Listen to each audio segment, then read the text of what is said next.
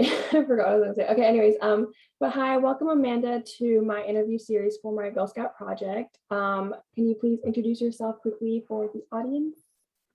Hi, everyone. My name is Amanda Wagner. I am going to be a registered dietitian.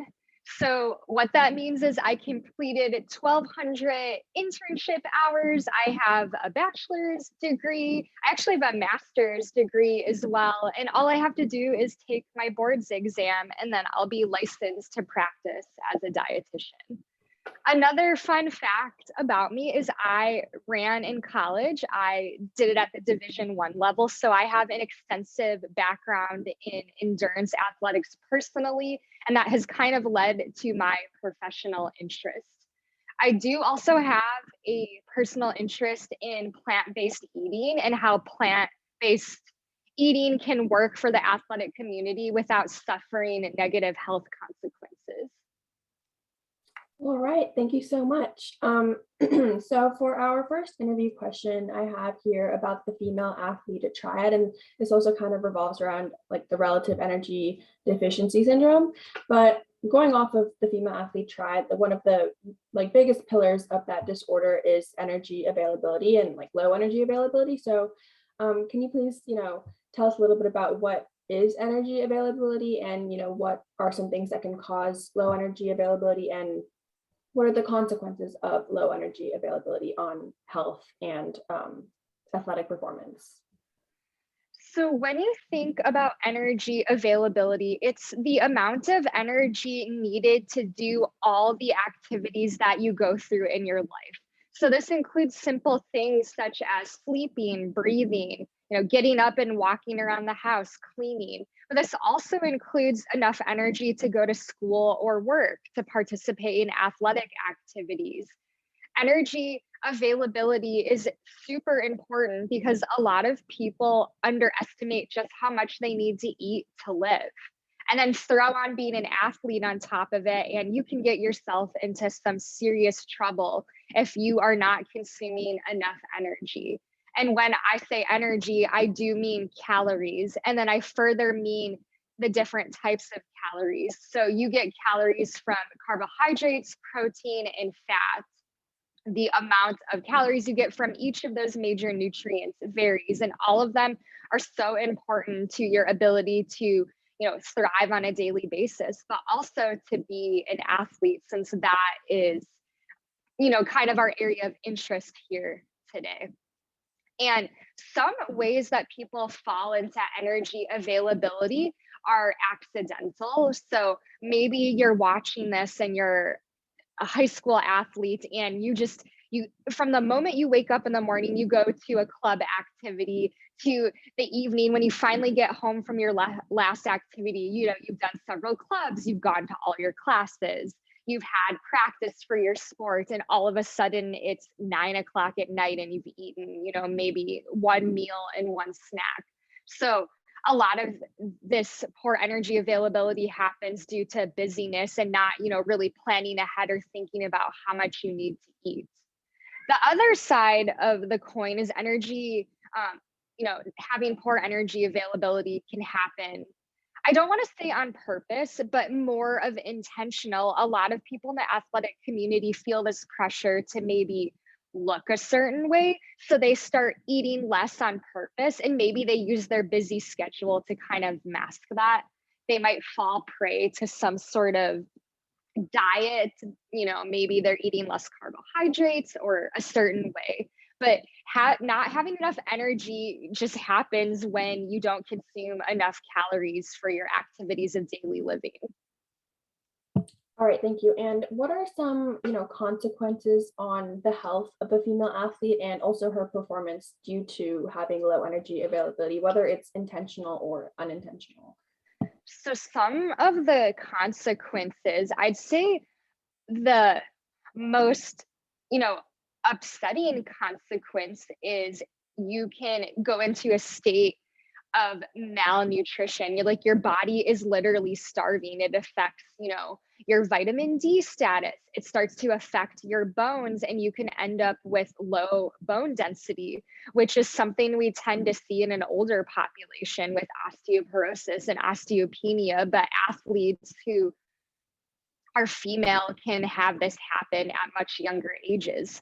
They can also lose their menstrual cycle. And here in the medical community, which I consider myself part of as an almost dietitian, there has been an increased emphasis, especially from my profession, on using the menstrual cycle as a way to, measure health.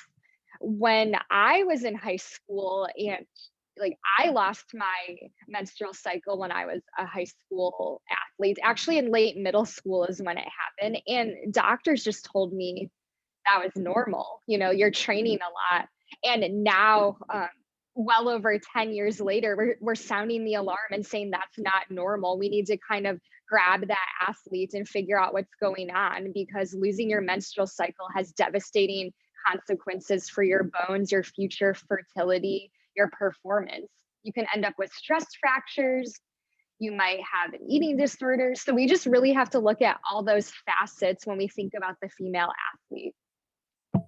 Thank you. And yeah, big kudos to you for, involving and considering periods as like a health indicator, because I know like a lot of people in the medical community, like that is kind of overlooked, or it's like just not considered that big of a deal. So I definitely know future athletes will be in good hands. So the next thing I have here is about eating disorders and also disordered eating. So could you give a little bit more insight on what types of eating disorders are typically present or prevalent in the athletic community, and what are their signs and their symptoms? Yeah. So in the athletic community, I would go as far as to say all types of eating disorders are present. But if we break it down by, different sports, we might see different prevalences. For example, in the sport community I'm most familiar with, cross country and track, say that anorexia is a little bit more prevalent than maybe binge eating disorder or bulimia, but we see both of those. Anorexia is characterized by, extreme restriction, and then the athletes or individual might also be using compensatory behaviors like exercise, but they're not, they're not, binging and then purging. They're just not really eating and then also maybe over exercising. Bulimia, on the other hand, the athlete or individual might be eating a large amount of food in a small amount of time and then using different compensatory behaviors. Binge eating disorder is different in that a lot of the people who suffer from this may have a binge, but then not have that resultant compensatory behavior. I also think this is an important time to note that the line is really blurred between eating disorders and disordered eating. That question gets brought up all the time. Like, when is it, severe enough to go from one category to the other? And I think that a lot of people don't like the answer to this, but I think it's most of the time, if not all the time, it's severe enough. If it's affecting your day-to-day life, your mind is occupied all the time. It doesn't matter if you meet a certain clinical category with like weight. If it's causing you mental distress, your disorder is bad enough to get help if it's affecting your performance at school or work or athletics. So I just think it's really important, because a lot of people live in kind of this no man's land where they know what they're doing isn't great for their health or themselves, but they're a little unsure if they should get help because they don't know if they're bad enough. If you're questioning if you're bad enough, you are bad enough to get help, and you deserve to recover and have a team behind you and just see the fulfilling life you can lead as an individual and athlete where you're fueled. So in the like athletic community, I know there's like eating disorders, and disordered eating is a very prevalent issue. So what are some, prevention methods that you can think of that can be implemented within the athletic community to kind of prevent the development of these like eating issues, like either by coaches or trainers or the athletes themselves or whatever like you think? The top prevention method can be education, which is so lacking in the athletic community. That could be educating the coaches or trainers through a conference or a course or a series of videos like some of you are watching it now. But we just need to have coaches understand. I know when I was in high school, well, I graduated in 2010, so sharing my age here, coaches, they might have heard the word eating disorder, but it would be like, oh, I noticed you're not really eating and you look unwell. It wasn't, giving them all these tools, having them think about, women's menstrual cycles, having conversations about mental health. So we need to give more education and resources to coaches and trainers. And then I would go as far as to say my dream is that all teams across the country and the world could have access to a registered dietitian in some capacity, because we really are, the food and nutrition experts and can give some education on how to eat for your sport and prevent eating disorders. And then looping in a mental health professional would also be amazing. But step one is having a course or just resources like this now to give to the community. And I think what you're doing is fantastic. And I'm just so proud of you at your young age that you've come up with this sort of resource. I would have loved this when I was in your shoes. Thank you so much. I really appreciate that. And hopefully this, the people who are watching do get some help from this. Again, I agree with you. I hope that every athlete and every sports team, does have access to resources like a registered dietitian. But I think right now, like free online educational resources is like a really great step towards like that to help solve that issue of like lack of education. And then I had another question. So does someone have to be like professionally diagnosed to be considered having like an eating disorder? Because I know like some other like mental issues, you need to be like professionally diagnosed by a doctor in order to like, I don't know, be medically considered having that disorder. So for an eating disorder, you need to be, get a diagnosis by a doctor. To be, diagnosed with one of the like anorexia, bulimia, eating disorder not specified, ARFID, binge eating, you do have to be diagnosed by a doctor or mental health professional. But to my point earlier, you can start the dialogue with them at any point that you think you might be suffering from it.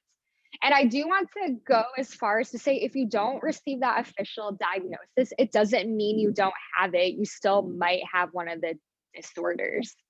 So don't let, the diagnosis stop you from getting the help you need or the first step, but it is an officially diagnosed condition, like, a psychological disorder. There's often comorbidities present like anxiety or depression. Okay. And then I had another question that was about, you also did address some of these misconceptions earlier, but can you think of any other like misconceptions in the general population about eating disorders as a whole? Like some stereotypes people might have and, things that we should avoid thinking about when we think of eating disorders to kind of get rid of the stigma and the stereotypes that we have right now. Yeah, absolutely. I want to really emphasize that you cannot tell if someone has an eating disorder by the size of their body. That is the biggest stereotype present. There could be someone that's in maybe what society views as a larger body that is suffering greatly from a restrictive eating disorder. There could be someone with what society views as a smaller body who, is having pretty helpful eating patterns for their activities of daily living, but maybe they're struggling to gain weight. Like we can't make assumptions. It's a mental health disorder. It's complicated and multifaceted. So you cannot look at someone and know that they're suffering from an eating disorder. And also to that, no, you can't look at someone and know if they do or do not have their menstrual cycle as well. That's also complicated. I think menstrual health is really important, but you could have an eating disorder and still get your menstrual cycle each month. we need to use it as a clinical indicator, as a way to help, but not as the only one. Because I think a lot of people don't think they're severe enough if they don't lose their menstrual cycle, and that's also not true. So those are my two big ones in the profession that I say to look out for. Yeah, I agree with that last part, how like even if you have your menstrual cycle, but you still have your period, like you might think, oh, like I'm not bad enough if I still have my period. But for me, definitely like I didn't lose my period until like many months after I was struggling. So, I think losing your period is kind of like the major red flag, but it doesn't mean you have to wait until you're at that step to like ask help and kind of take steps to recover. Yeah. And then another question, I think we also kind of touched point on this, but why are athletes, specifically more susceptible, or not more susceptible, but just susceptible in general to forming eating disorders or an unhealthy relationship with food?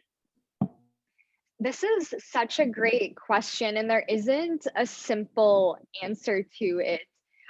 I would say though, a lot of people who become, athletes, they have a certain personality type. They might be really driven or perfectionistic. They could be competitive. I know for myself, I exhibit a lot of those qualities.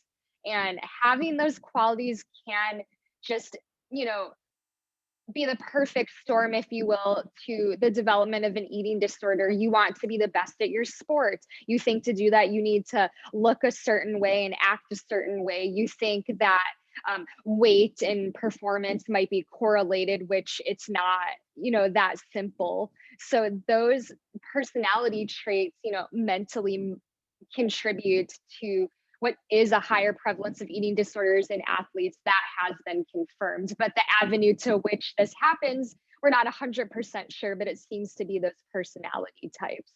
So a lot of well-meaning people who are high performers that, end up maybe using some maladaptive strategies to reach their goals.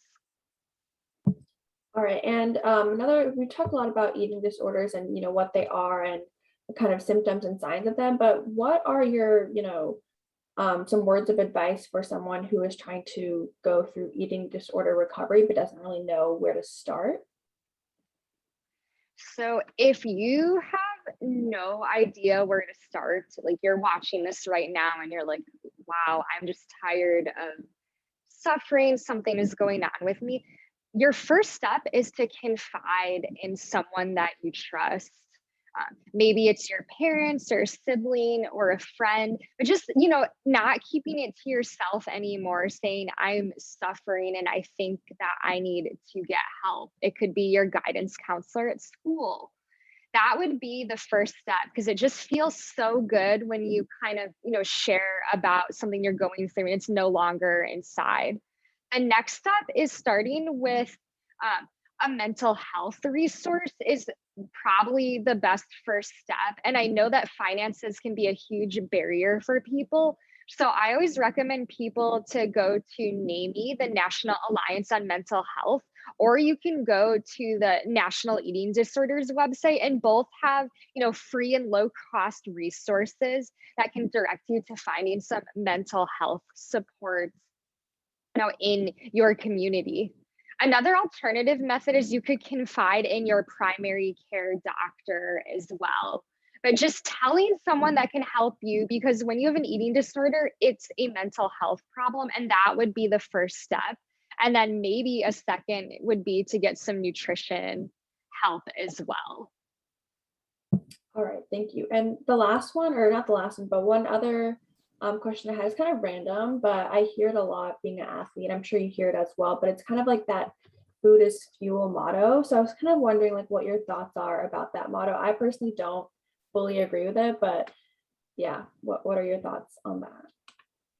So I find that really interesting. I'd say my motto is a little different. It's nourish to flourish rather than food is fuel. Because if we say food is fuel, I think we're just really oversimplifying how food can also be enjoyment and culture. It's not just to fuel your body, it's also this like rich emotional and social experience. You know, making a big meal for a holiday or baking something with your friends, like it's not like it's always fueling your body, but I think that that oversimplifies the joy and emotion that food can bring to your life as well. So I say nourish to flourish instead, because that shows that food has this wonderful ability to be like health promoting. But then also, I think that touches on that emotional component. If you're enjoying what you're eating, if you're enjoying preparing food or going somewhere else to have it prepared, that's also tying in that emotional component, which is just so important to me professionally and personally. I really like that motto. I think that should be, the official new motto for food.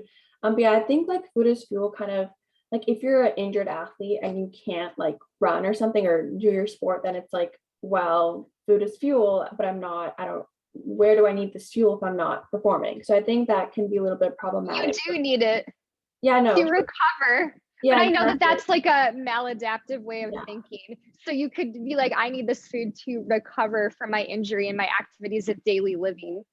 But as someone who's experienced what you have too, I understand where that thinking can come Yeah. from.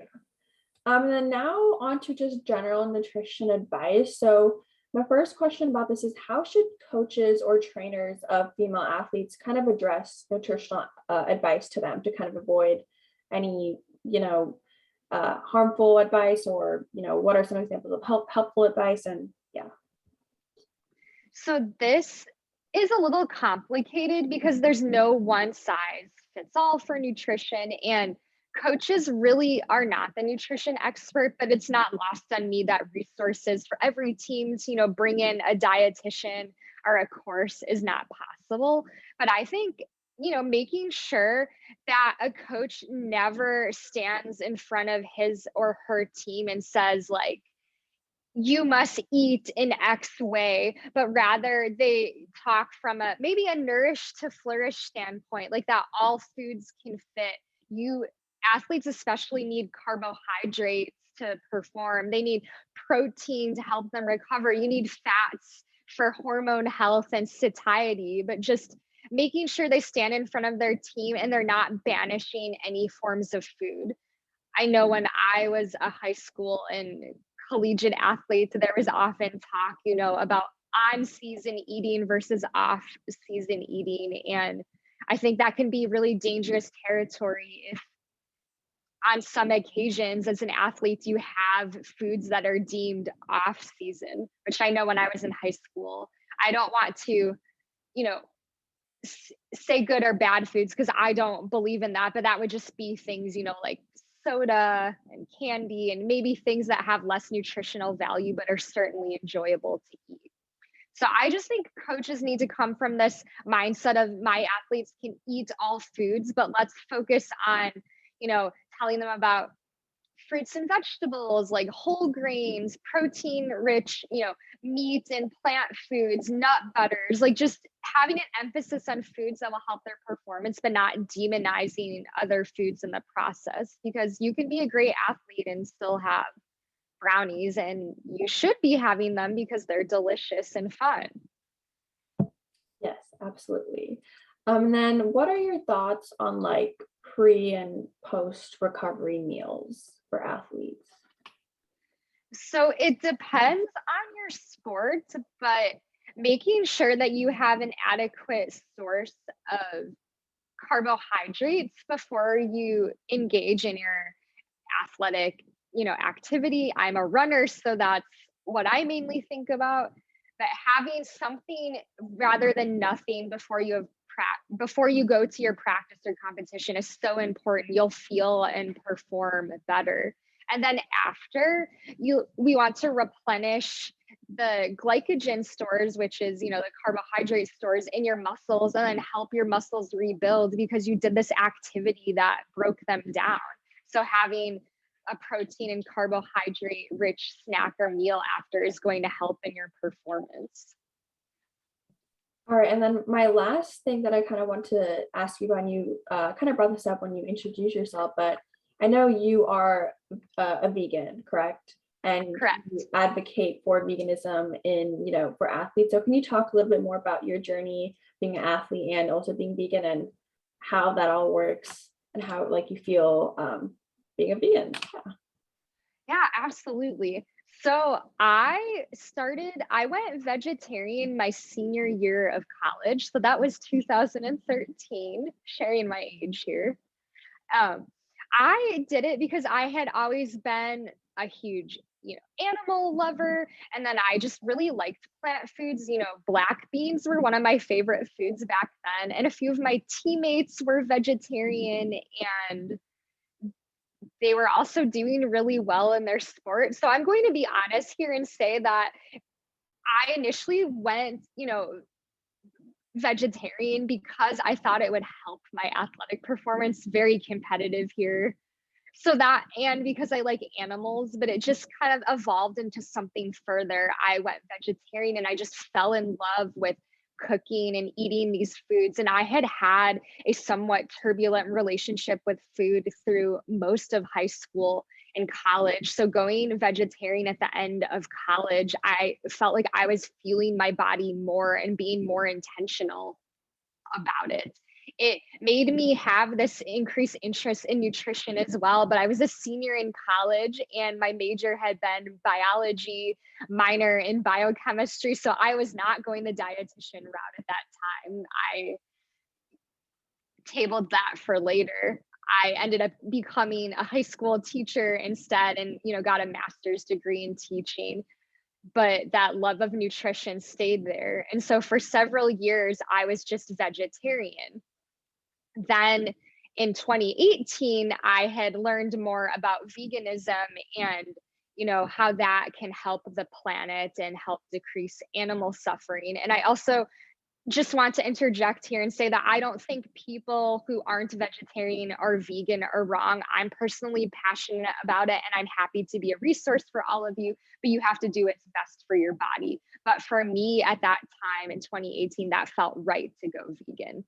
I had connected with another community of people who, love to cook. And I just felt the best I had felt all my life. And as I said, I did have a somewhat turbulent relationship with eating and food, and going plant based had kind of allowed me to take back control and feel excited to fuel my body again. So I kind of went into it for maybe the opposite reason some people did.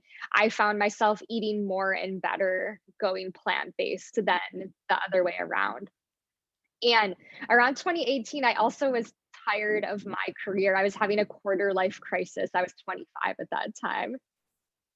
I know that sounds so funny, a quarter life crisis. And I decided to go back to school to become a registered dietitian. And in my education, I realized there were so few nutrition professionals who were plant-based and even fewer that were plant-based and into fueling athletes. So I decided to go into it to kind of marry both my interests together to show that you can be a successful athlete fueled by plants. You can, you know, overcome nutrient deficiencies. You like it being plant-based doesn't have to be correlated with eating disorders or poor athletic performance. Like all of them can exist together. And all throughout those years, I had some ups and downs with athletics as well. I got pretty burned out after being a former collegiate athlete. The aftermath of some of the things I did to my body in high school and early college caught up to me.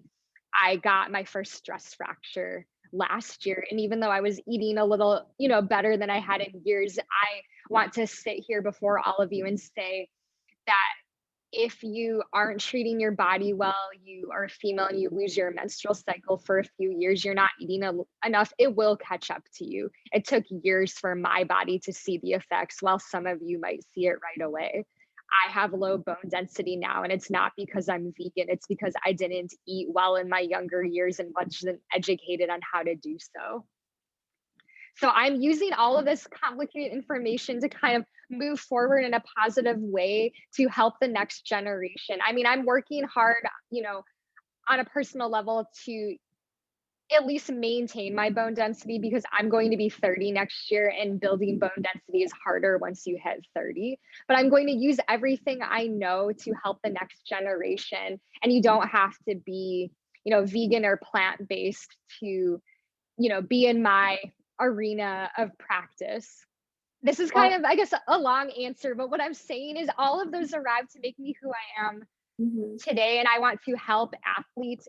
And then also, if you're plant-based, you have a special place in my heart, and that's my passion area, but I will help either or both in my practice.